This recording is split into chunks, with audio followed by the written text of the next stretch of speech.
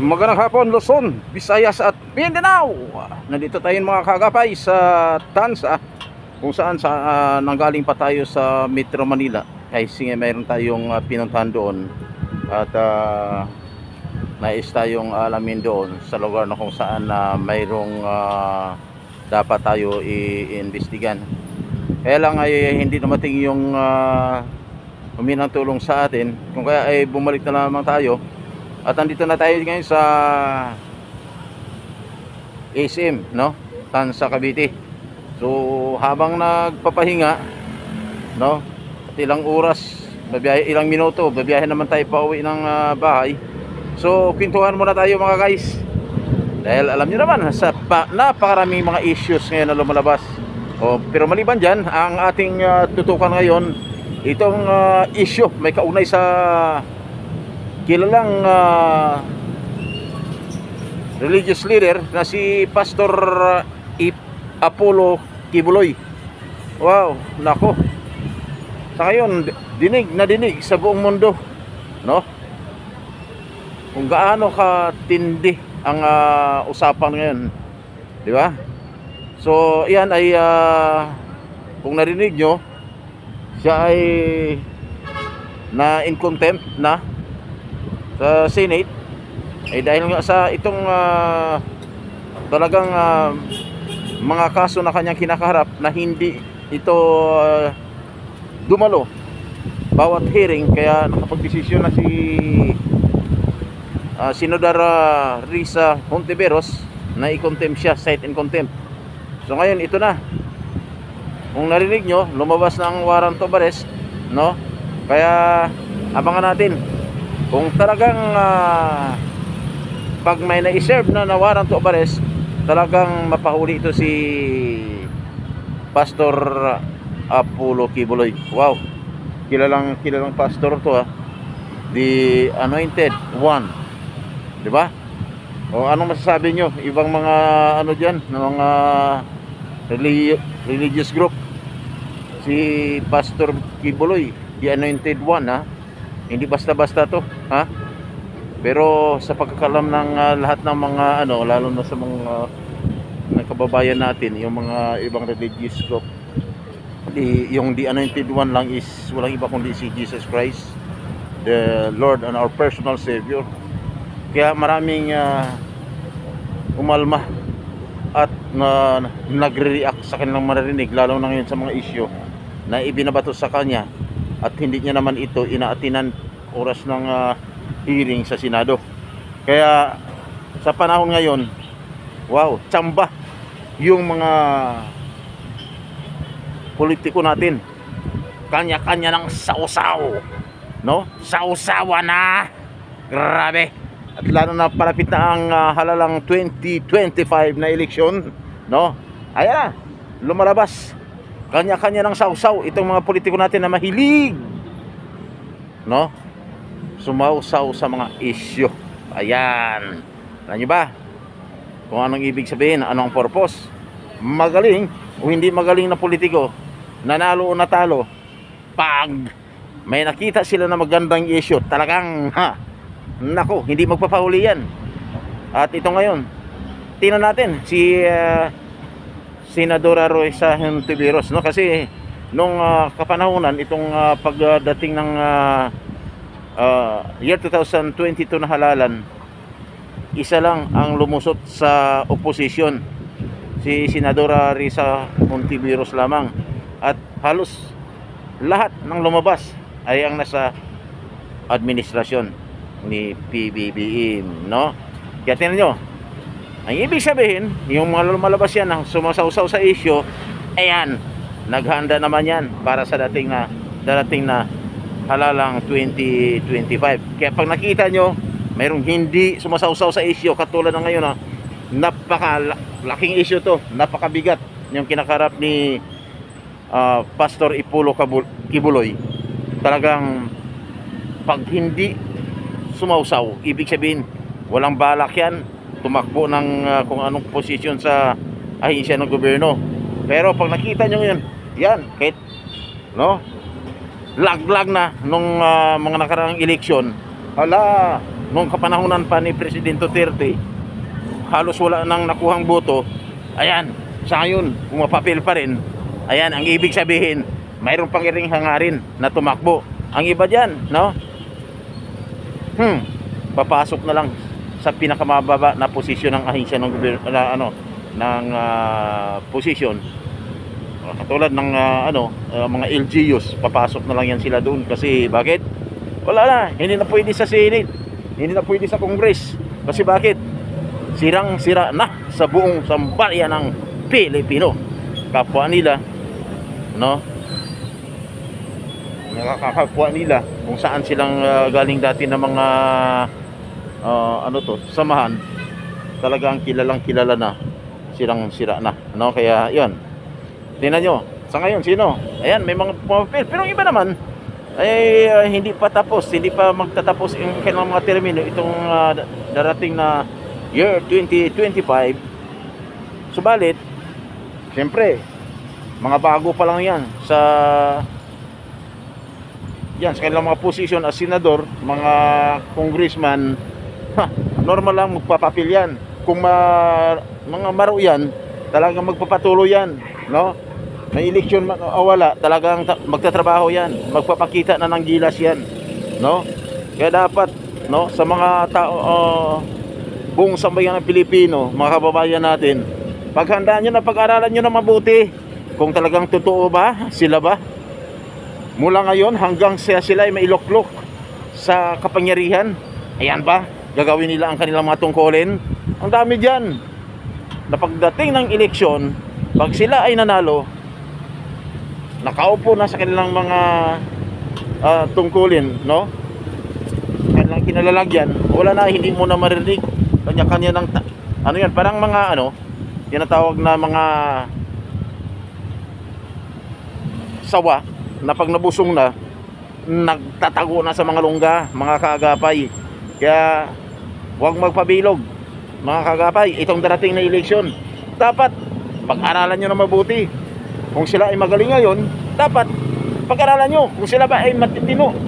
Magaling din sila noon, magaling magaling manira ng kapwa nila, no? Yung kanilang mga colleagues, no? Pareho sila nagsasama-sama doon sa Senado, may sa Congress, kanya-kanyang siraan. Ito naman mga kababayan natin na nakinig, no, sa social media, nanonood sa social media, magiging sa television, sa radio stations, pag narinig ng ating mga kababayan, akala mo, wow, talagang maniniwala ka. Kasi siyempre, alam mo mga tinatawag nito ng mga techniques, no? Mga strategies ng mga politiko. Alam nyo, magaling yan. Magaling yung mga yan. Kung hindi ka magaling, malayo pa lang ang eleksyon, tahimik ka. Pero kung magaling ka, malayo pa lang ang eleksyon, magpapakita ka na ng gilas sa mga guys.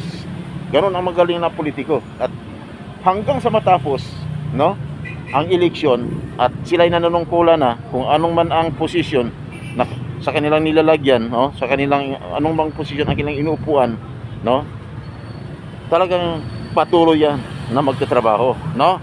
Patuloy yan na magtatrabaho. Hindi yan mananahimik. Ang iba kasi pag natalo, nananahimik na. Bakit? Okay lang yun, yung natalo nanahimik. Pero yung mahirap, yung nanalo na nanahimik pa rin. Kasi bakit? Umiiwas, no? Parang lumalabas na nung tumakbo sila, unang kampanya pa lamang, no? Talagang gumagastos yung mga yan eh. Gumagastos yan eh. Kaya lahat ng pangako gagawin, no? Mangako para mapakagat yung taong bayan at sila'y mapapaniwalaan na talagang pag nakaupo, pag sila'y binoto, gawin kung anong kanilang mga plataforma. Ang problema lang, pag nakaupo na, ayan, nawawala, nananahimik na. Bakit? Siyempre, ang iba dyan, bakit nananahimik? Pagod at gusto nang bumawi. Sayang, kasi gumastos na kami, ano? Gumastos, oras ang lapitan mo, wala na nga. Parang nga yung tinatawagin na ahas, usawa, na nagtago sa lungga. Oo. Anong masasabi nyo, mga kaibigan? dapat wag ganun. O, tingnan nyo. Ang iba dyan, nananahimik. Kasi nga, bakit? Talagang talo. Ayun. Mukhang that is, masabi natin na reasonable. Kasi bakit? Talo eh. Gumastos na, talo pa. O, sige. May karapatan siyang manahimik. Pero halimbawa, ngayon, ito. Dahil malakas ha. Tulad ng sinabi ko nung nakaraan, na magaling si Senadora Risa Hontiveros, yung talagang pinipersecute niya itong si Pastor Apollo Kibuloy. Ang lupit yan, mabigat na kalaban yan, no? Kaya itong huli ngayon nalabasan ng warrant of arrest. Sabi pa sige, kung totoong may warrant of arrest kayo, hulihin nyo ako. Di ba? Hulihin nyo ako. Talagang palaban talaga. Bakit? Hindi lang basta-bastang pastor yan, no? Mayaman na mayaman yan. Maraming ari-arian yan. Hindi lang sa Pilipinas, maging sa labas sa bansa. Ang problema lang mga kaibigan, ito na. Halimbawa lang, pag nahuli si Pastor Apollo Kibuloy, no? Success na, di ba? Success na lahat. Kaya lang, hindi po pwede. Kailangan kasi, pag ikaw may kaso, talagang harapin mo, pananagutan mo, papaliwanag mo kung totoo yung mga ginagawa mo. Kasi siyempre anak ka ng sinasabi mo, ikaw ay yung anointed one, no? Na ang pagkaalam ng mga totoo diyan, mga theologians, mga pastors, no? Iba-ibang tawag nito, sikta. Hindi anointed one is no other than the only one, no? No other than, hindi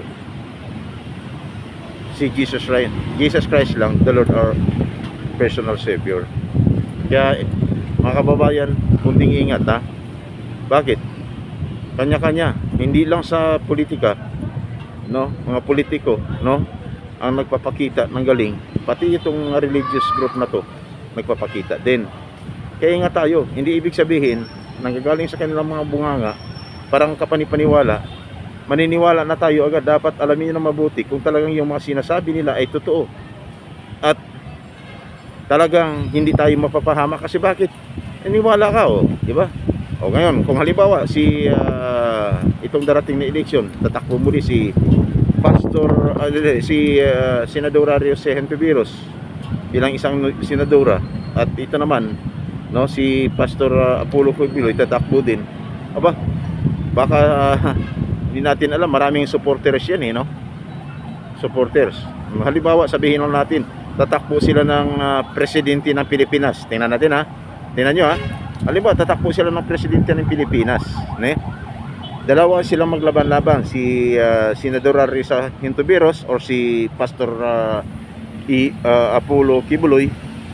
Sino kaya ang bubutuhin ng sambayang Pilipino? Malakas yan si mga kaibigan. Napakalakas ni Pastor Apollo Kibuloy. Isa po yun sa naging supporter ni President Rodrigo Duterte, no?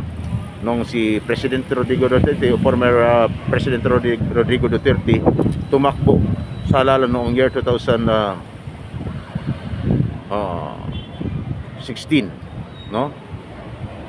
16. Ayan. So siya po ang nagiging supporter, isa pinakamalakas na supporter ni President Rodrigo Duterte. Kaya paano kaya?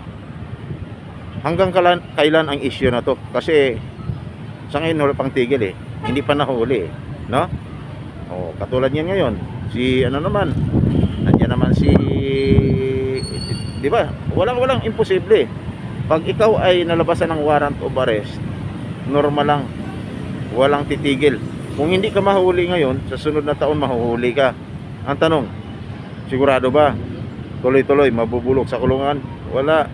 Pag may pira, yan, yung may pira, pag mayaman, wala yan. Pag mahirap ka, kahit walang sapat na ebidensya o katibayan na ikaw may nagawang kasalanan, mabubulok ka sa kulungan. Tandaan nyo, no? Yan. Ngayon, pagkatapos yan, pag halimbawa nahuli si Pastor Kibuloy, sino naman ang susunod? Di ba dati si Congressman Tivis, no? Grabing issue yun. O ngayon nahuli na rin mga kaibigan. Doon lang sa isang naglalaro ng golf, no? So ang tanong, yan. May isa pa. Marami pang mga may matataas na tungkulin sa ahensya ng gobyerno natin na nahuli pero nakalabas, no?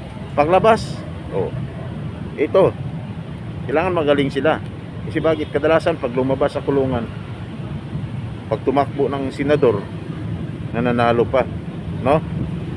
Si dati si Sinituan Ponce Enrile. Hindi. Si Gringo Honasan, Senator Gringo Honasan, di ba? Matagal din 'yun. Nagtatago. Siyempre, ipinatanggol na ang kanyang sarili. Nung lumabas, may position pa sa ahensya ng gobyerno, nairuan sa Senate, di ba? Kaya pagalingan lang 'yan, pero mga kababayan, dapat magiging maingat tayo. Bawat halalan dapat you must to analyze if that person is talagang pwede siyang paniniwalaan or karapat dapat, no, na maglingkod sa sambayan ng Pilipino. Kasi wala gusto niyo ba sa mga na-encountered niyo ngayon mangyayari uli? Binuto mo pagkatapos magsisisi ka pa lang. Pero ang masasabi ko sa inyo, dahil tayo ay may karapatan bumuto bilang mga Pilipino, mga guys, dapat pag-aralan nyo ng mabuti, manalo o matalo man yung manok. Sabihin natin manok kasi sa mga sugarol mahilig sa manok. Manalo o matalo man ang manok ninyo, dapat, no, huwag nyong isipin, huwag nyong damdamin. Kung manalo siya, edi pasalamat ka. Kung matalo siya, huwag nyo nang isipin kasi mapapahamak lang. Bakit? Papahamak. Siyempre, ni minsan nga hindi kaya yata nakamayan nang binubuto mo di ba? Hindi mo nakita in personal. Tapos halos ipaglaban mo pa, pagtanggol mo pa. Oras na may mga issue. Huwag, isipin mo laro lang ang pinasukan mo, parang basketball. Dribble ka ng dribble, pagkatapos nung hinagis mo ang bola doon sa ring, hindi naman shoot. Ayaw mo na, di ba? Wala ka nang pakialam doon. Wala tayong pakialam doon. So ngayon sa atin lang, kung maganda naman ang kanilang mga hangarin, ang kanilang mga ginagawang mga proyekto, so sabayan natin. Pero kung nakita mo hindi maganda, hindi, mananahimik lang tayo. Bakit? No? Si President Marcos noon, magaling din yun na presidente, umabot ng 21 years, no? Walang nakatalo sa kanya sa mataas na panunungkulan sa ating bansa, kundi si President Ferdinand Romualdez Marcos, no? President Ferdinand Edralin Marcos. So ngayon, maraming sumusunod sa kanya. Ayan, kaya bawat presidente mayroong mga issues, no? Kaya dapat wag na tayong mag-focus doon. Sa halip ng tayo ay sasabay sa kanilang mga issue, no, nakita natin na parang nahirapan ka, wag na, mag-focus lang tayo siguro sa paghanap buhay para hindi na maapektuhan ang ating mga pamilya. At number one, hindi lang mag-focus sa kanila, yung attention ibigay natin sa may kapal. Doon tayo magpo-focus. Hayaan natin mga kaibigan, mga kaagapay. Kaya sa lahat ng aking mga subscribers, supporters sa Kaagapay ECTV, no, huwag kayong maglala. Sa halip ng tututo kayo doon sa mga issue na walang kakwinta-kwinta, no, manood na lang kayo sa aking YouTube channel. At least baka may katanungan kayo ay makakatulong ako sa inyo. May mga problema sa panahon ngayon, alam niyo naman, di ba?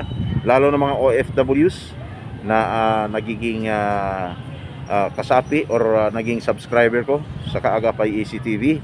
Concentrate na lang po kayo sa inyong mga trabaho dyan sa labas. Huwag kayong magpa-apekto sa mga issue niyo inong narinig ngayon, sapagkat yan po ay maging hadlang lang sa inyong paghanap buhay dyan sa labas sa bansa. Huwag na kayo pumukus o doon sa mga programa na gustong ipatupad ng mga